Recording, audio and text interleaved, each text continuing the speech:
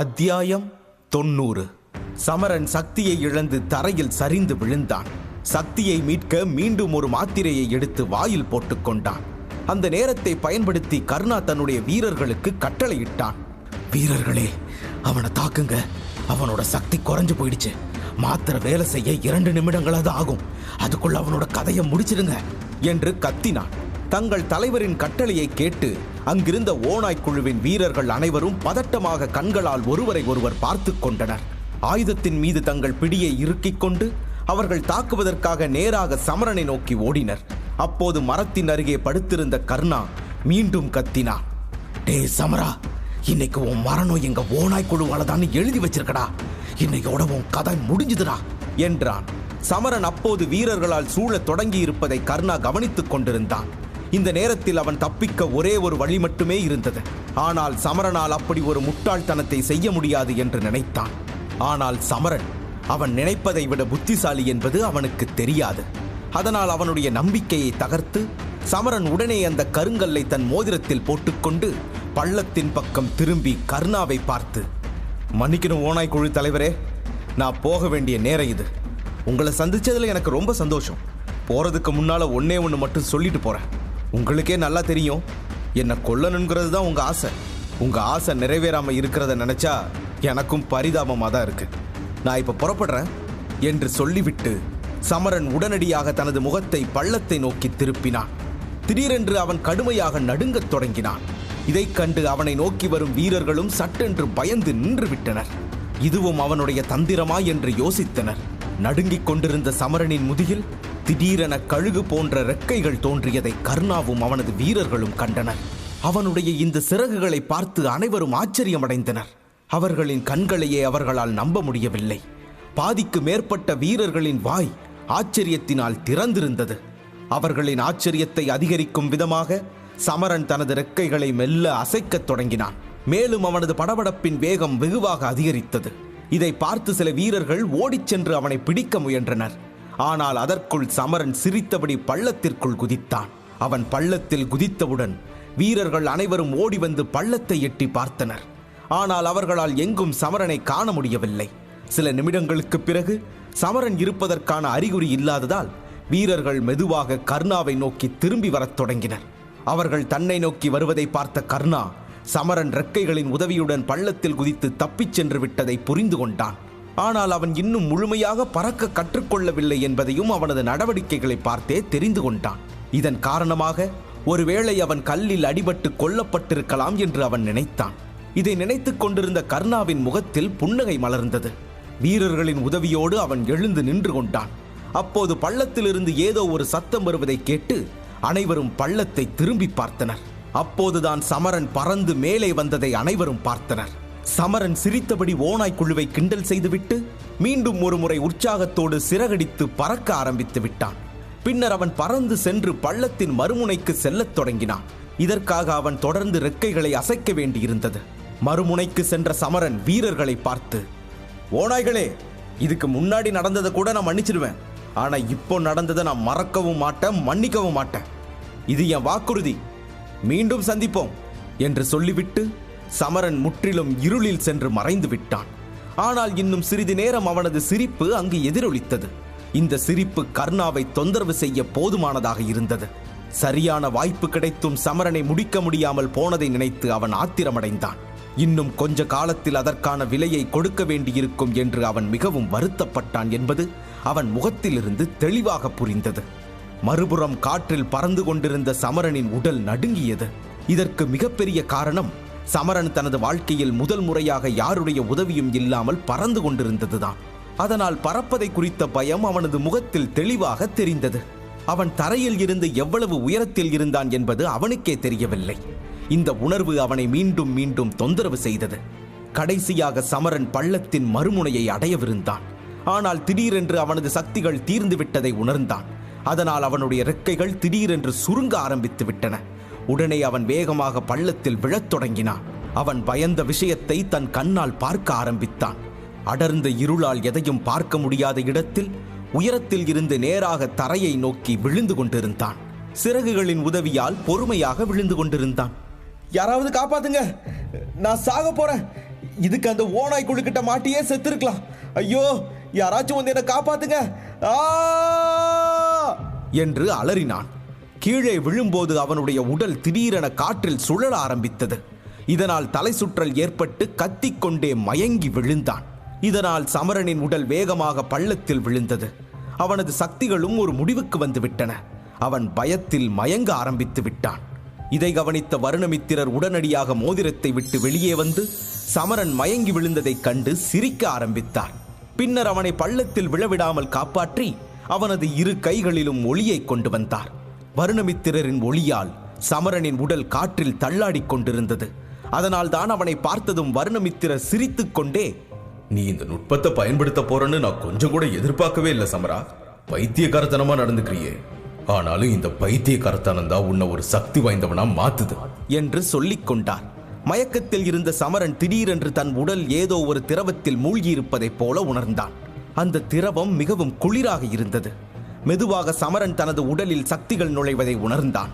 சக்திகள் உள்ளே நுழைந்தவுடனேயே அவனது உடல் முழுவதும் சக்திகள் பாயத் தொடங்கின. இதனால் சமரனுக்கு மீண்டும் பழையபடி சக்திகள் வர ஆரம்பித்தது. அதன் பிறகு அவன் வயிற்றின் அருகே ஆற்றல்களின் சூறாவளி உருவாகத் தொடங்கியது. அது படிப்படியாக உடலின் ஒவ்வொரு பகுதிக்கும் அதிக ஆற்றலை அனுப்பத் தொடங்கியது. அதே சமயம் இந்த நேரத்தில் சுயநினைவின்றி இருந்த போதிலும் தனது உடலை சூழ்ந்திருந்த சக்தி வாய்ந்த திரவம் மெல்ல மெல்ல முடிவடையத் தொடங்கியதை உணர்ந்தான். பின்னர் அந்த திரவம் முழுவதுமாக முடிந்ததும் சமரன் மீண்டும் முன்பு போலவே சுறுசுறுப்பாக உணர்ந்தான்.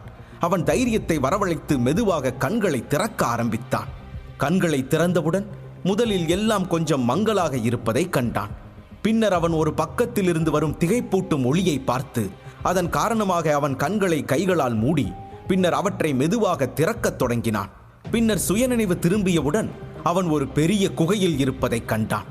அங்கு சில வெள்ளை ஒளிரும் முத்துக்கள் இணைக்கப்பட்டிருந்தன. அதன் காரணமாக குகையின் இருள் குறைந்து ஒளி நிறைந்திருந்தது. சமரன் உடலை அசைத்தவுடன் நீர்க்குமிழிகளின் சத்தம் கேட்டது. அதன் பிறகு அவன் உடனடியாக தலையை தாழ்த்தி பார்த்தான்.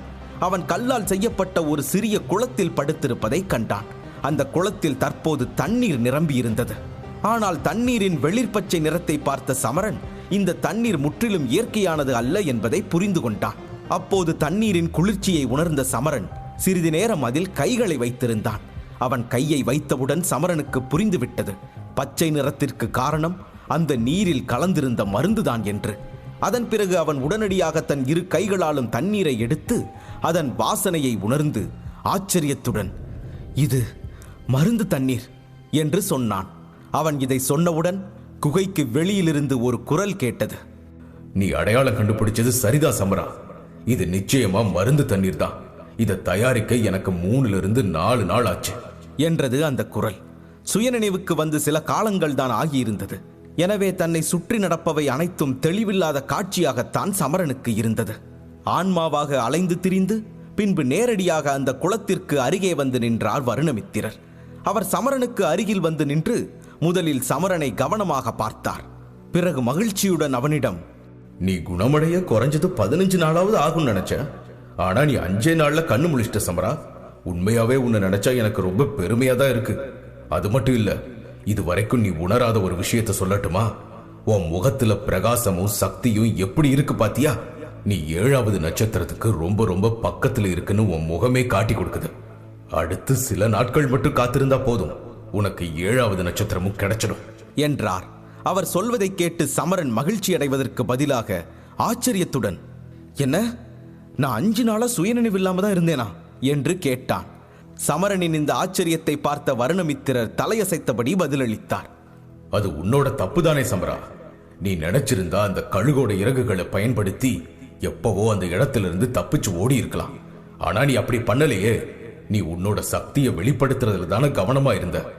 நெருப்பு அலை அவ்வளவு சாதாரண நுட்பம் இல்லைன்னு நான் சொன்னேன் இல்லையா? நீ நல்லாதான் முயற்சி செஞ்ச. ஆனா அதோட முடிவை பாத்தியா? நீ அந்த நுட்பத்தை சரியா பயன்படுத்தாதது கூட நல்லதுதான்.